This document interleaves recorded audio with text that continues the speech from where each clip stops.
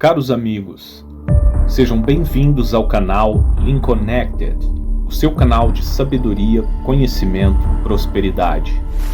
No vídeo de hoje irei explicar alguns aspectos que estão por trás da lei da atração, como suas origens, física quântica, ciência, a fé e a mente humana. Este vídeo não tem o objetivo de menosprezar crenças estabelecidas, apenas aumentar a sua lucidez, trazer resumidamente as principais sabedorias de todos os tempos para sua total compreensão, para que você tenha um possível ganho num pequeno espaço de tempo e possa pensar e questionar por si só.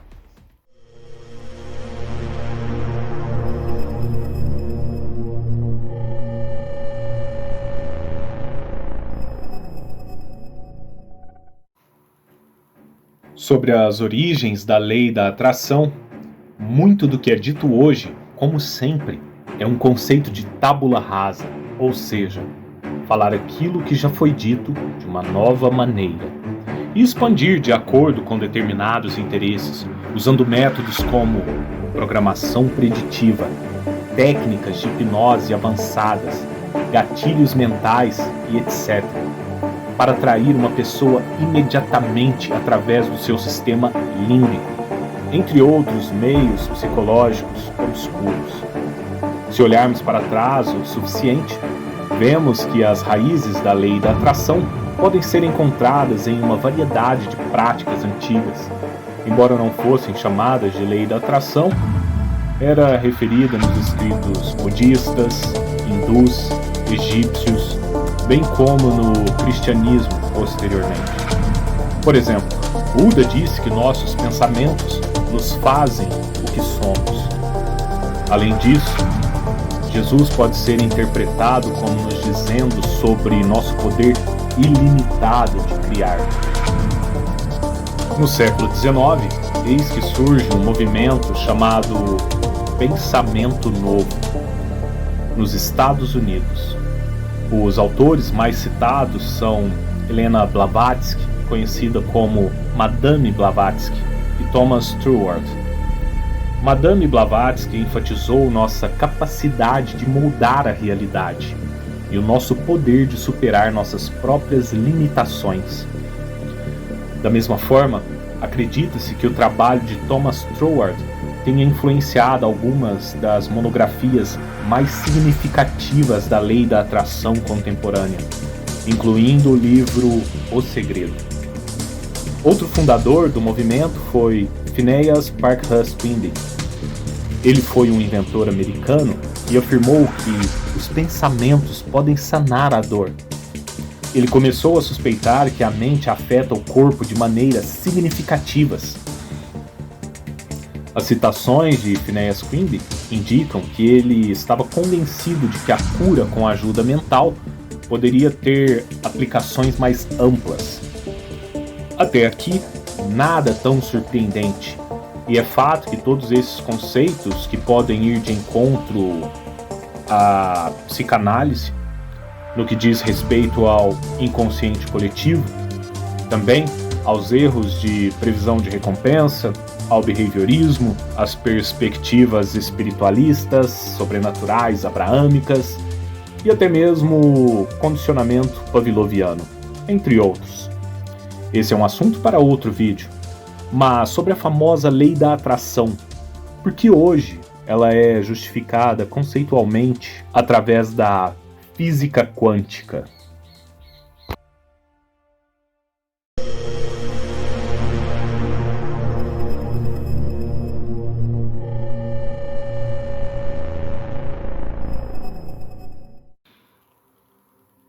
Será mesmo que a física quântica explica a lei da atração? Na realidade, não. É apenas uma maneira de atrair céticos, ou uma má compreensão. Primeiro, que a física quântica ainda está engatinhando, e é difícil compreendê-la atualmente, mesmo com várias tecnologias e grandes cientistas. Outro fato é que a física clássica em si não explica o ser humano a nível de reações químicas e elétrica, no nível mais fundamental de partículas em nossos pensamentos conscientes e subconscientes, por exemplo. Embora alguns cientistas já afirmam a capacidade de nossas mentes que se equivale a um supercomputador, mas a física quântica parece despontar uma possível explicação. Porém, precisamos entender do que se trata exatamente a física quântica.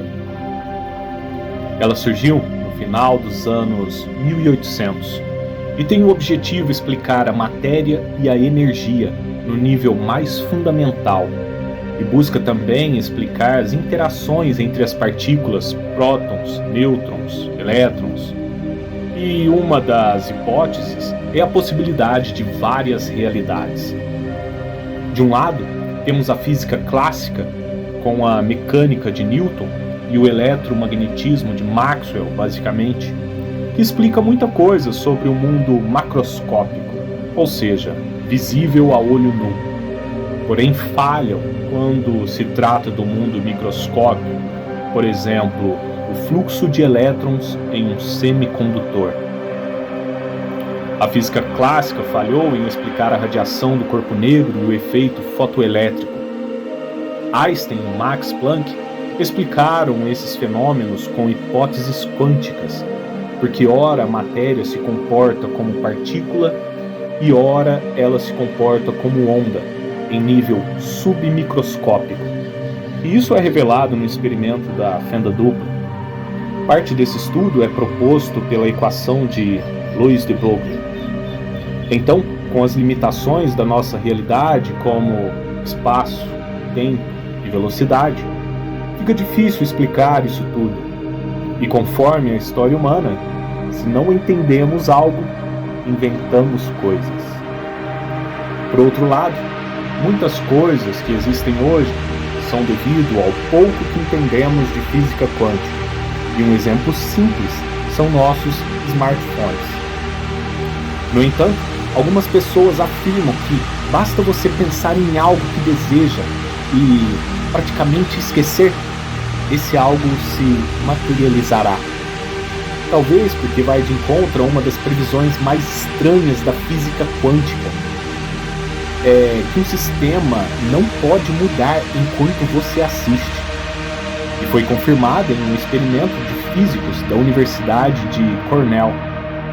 Este trabalho abre as portas para um método fundamentalmente novo para controlar e manipular os estados quânticos dos átomos e poderia levar a novos tipos de sensores. E isso é real.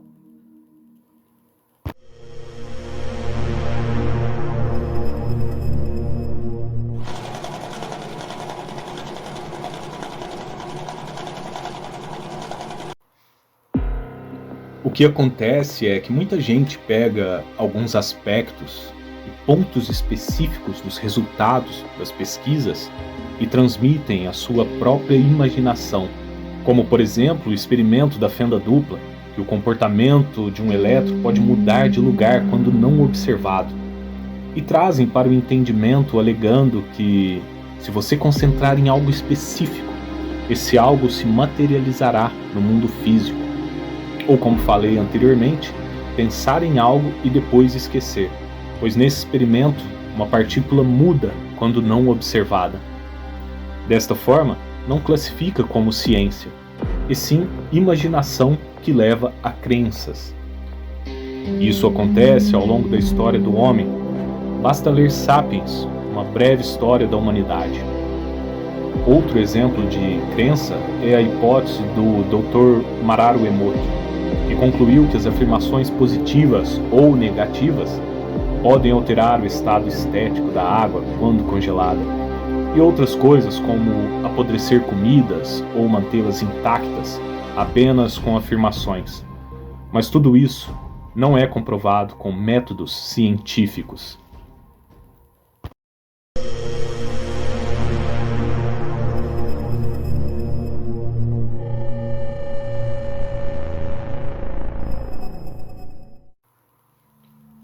Um método científico caracteriza-se em muitos experimentos, sempre duvidando de tudo, até se concluir que é realmente inevitável explicar por outro meio conhecido, pelo menos por enquanto.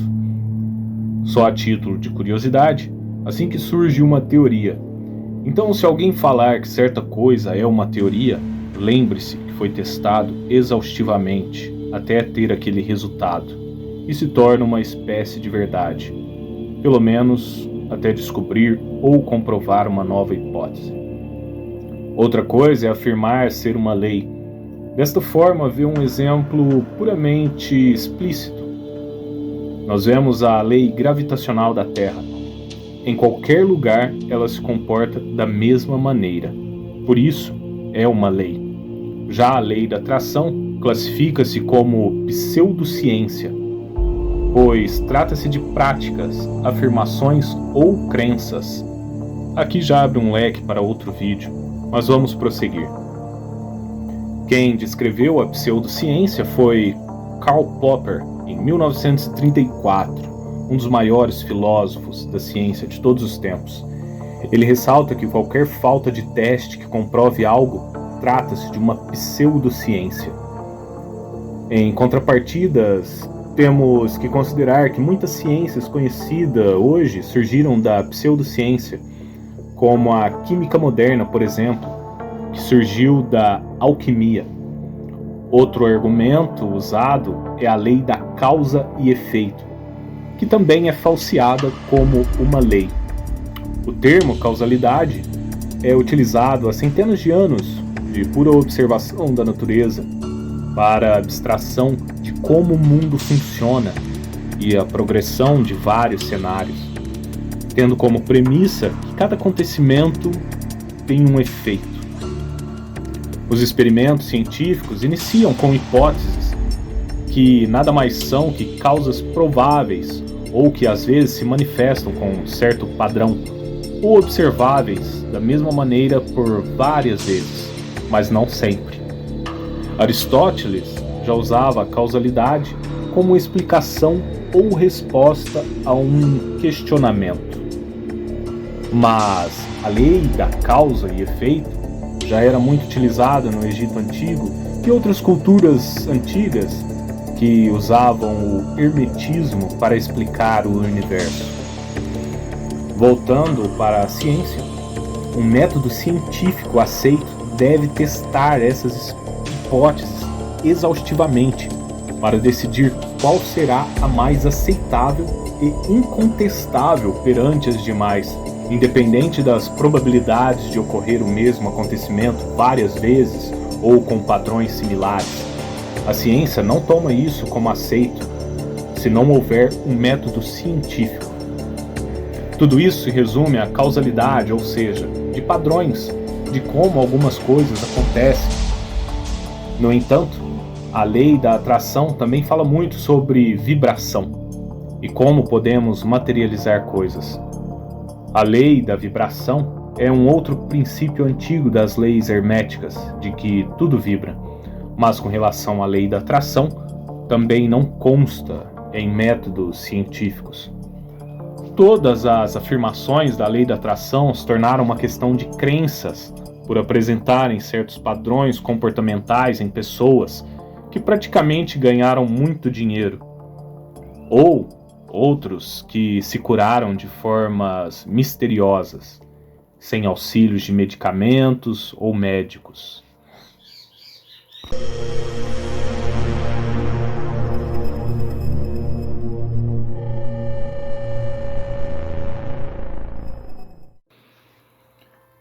É interessante começar a falar nesse tema, levando em consideração que esse termo fé é recente e mais utilizado pelo cristianismo, com base em outras culturas e religiões, principalmente dos gregos.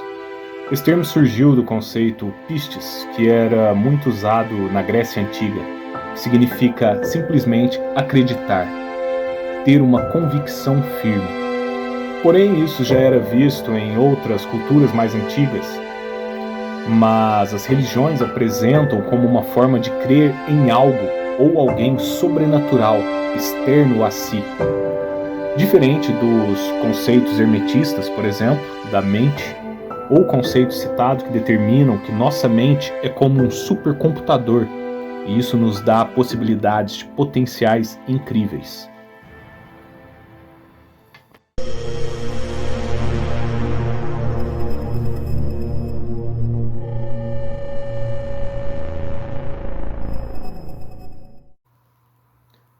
Estudos científicos atuais, em especial a neurociência, mostram que o conceito de que tudo vibra é uma realidade em nosso mundo tridimensional, partindo de um estudo complexo das 5 frequências de ondas cerebrais.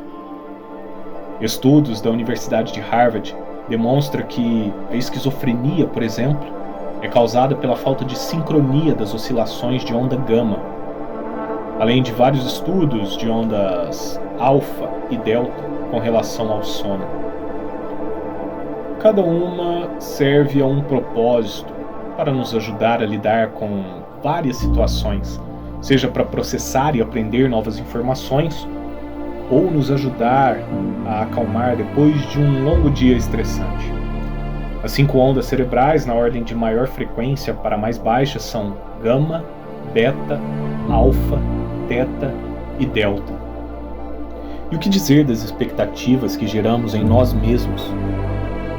Em um estudo de neurologistas do Instituto de Tecnologia da Califórnia, realizado em 2010, eles identificaram um padrão e concluíram que, se uma pessoa determina seu sucesso ou fracasso mentalmente, essa crença vai determinar o nível de esforço cerebral para a realização dessa expectativa.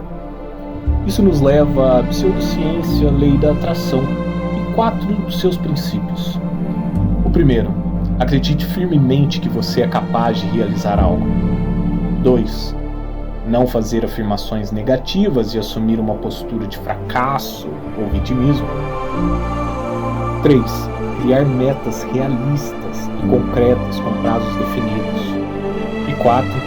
Trabalhar a inteligência emocional e autoconhecimento. Até aqui são conceitos claros para uma pessoa que quer equilíbrio em sua vida, mas não tem nada que define que ela será um sucesso. Porém, pode aumentar muito as suas chances.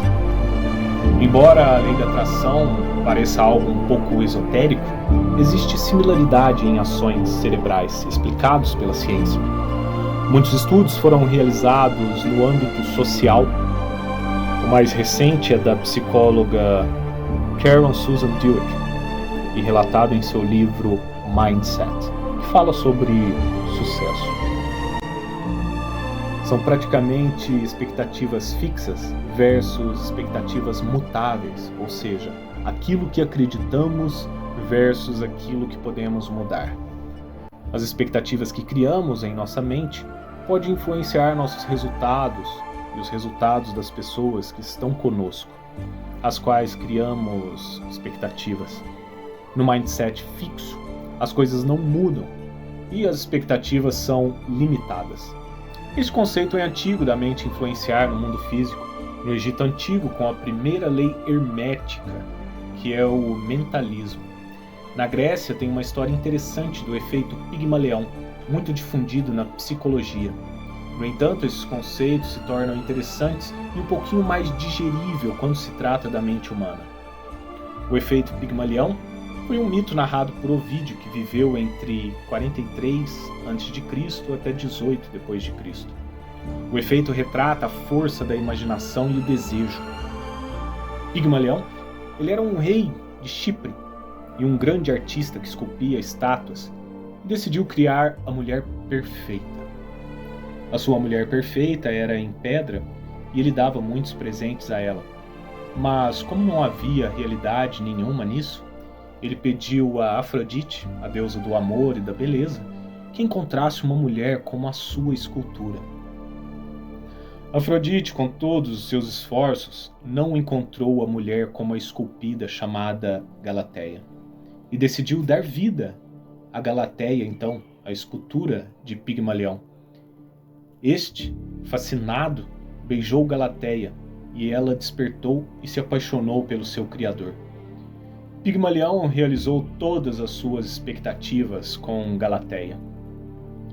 No entanto, O psicólogo Robert Rosenthal, juntamente com a educadora Lenore Jacobson, concluíram após muitos estudos que é possível criar esse efeito Pigmalião. Nesse estudo, as pessoas criaram uma grande expectativa sobre um parceiro ou parceira, ao ponto de a pessoa corresponder a essas expectativas, tanto negativa quanto positiva. Porém, os estudos determinaram que os efeitos podem se encontrar em qualquer contexto, principalmente em relações interpessoais. No estudo aplicado em uma escola, alunos que supostamente foram criados uma expectativa em relação ao seu QI realmente apresentaram melhores resultados. Até agora, parece que a lei da atração está mais para estudos da mente do que para a ciência, e muito menos para a física quântica.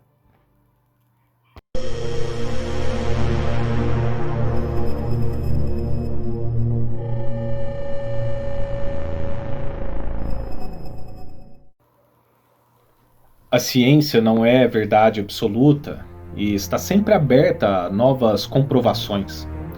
Como diz Clóvis de Barros, o que é ciência senão um conjunto de discursos prontos para serem desmascarados, para serem falseados, para serem colocados à prova e para serem submetidos à transformação. Já a imaginação humana, quando é encontrada em um coletivo, ela se torna verdade.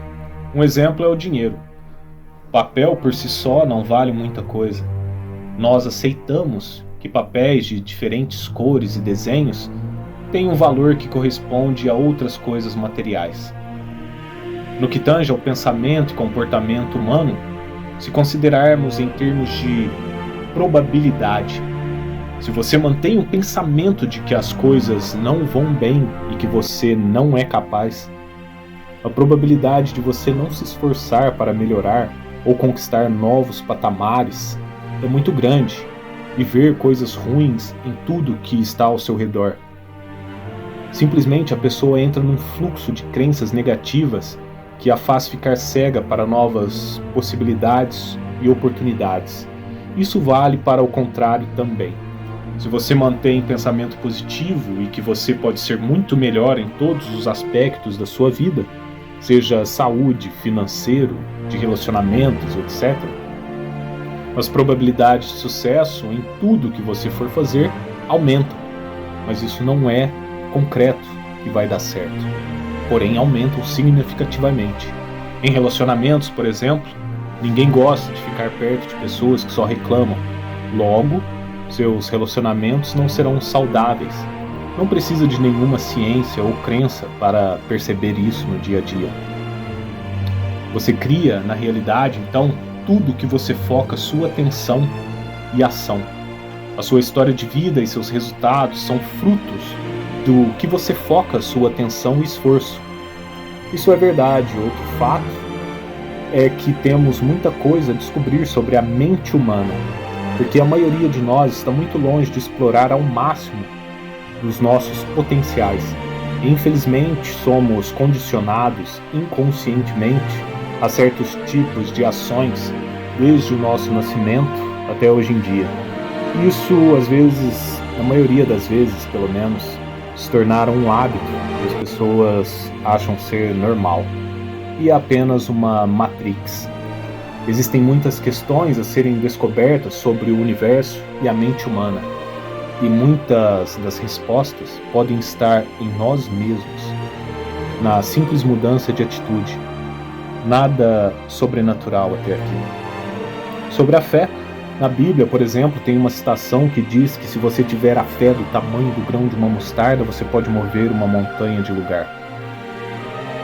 Embora isso soa como impossível, talvez como algo mágico, mas sendo realista, com esforço, tempo e recursos, a engenharia é capaz de tal feito. Para Berkeley, isso mesmo, o que leva seu nome ali numa das melhores universidades do mundo.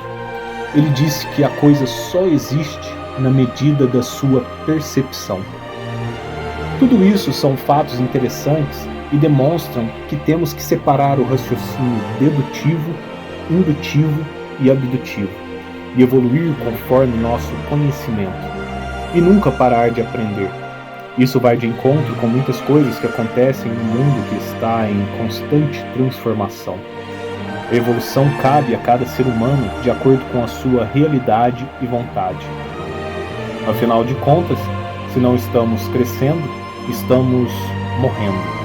Essa frase foi dita no século 8 a.C. pelo poeta Hesíodo. Uma coisa que impede as pessoas de realizar seus sonhos é que elas não têm clareza sobre seus objetivos. Muitos dizem que querem ficar ricos, mas querer ficar rico não diz muita coisa. Se você tem boa saúde, você já é rico. Se você tem bons relacionamentos, você já é rico, e por aí vai. Definir uma quantia em dinheiro também não é algo profundo, porque esse é apenas o meio e não o fim. Já que uma pessoa quer, por exemplo, uma viagem ao redor do mundo. Isso é o desejo dela. E esta viagem custará 600 mil reais. Ou outra pessoa que quer 150 mil reais para começar um projeto humanitário, levar água para o sertão, e etc. Definir um objetivo sem limitações e estipular um prazo lhe permite ser criativo para estabelecer metas e começar a agir. Porém, não é só isso, mas já é parte do caminho. Seja uma lei ou não, aquilo que pensamos e nossa maneira de agir pode mudar significativamente os nossos resultados. E para finalizar, um pensamento de David Goggins: a vida não nos dá aquilo que queremos, nem nos dá aquilo que precisamos. A vida nos dá aquilo que merecemos. Para receber tudo aquilo que tem valor, é preciso estar disposto a pagar o preço. E aqueles que pagam são aqueles que recebem. O ditado popular diz que aqueles que doam são aqueles que mais recebem. Porém, a maioria só quer receber. Foque em se tornar um bom doador. Vá atrás das boas ideias, estude, conecte com pessoas que tenham boas ideias. As oportunidades não são desperdiçadas com aqueles que não estão se esforçando e indo atrás delas. Se você quer ter uma vida extraordinária, você precisa fazer extraordinário. Para isso, você precisa exigir de si mesmo. A sociedade não exige nada de você. A sociedade não exige que você não tenha um ataque cardíaco. Ela não exige que você deve se manter saudável. Isso você deve exigir de si mesmo. Mude seus pensamentos e poderá mudar a direção da sua vida. Obrigado por assistir.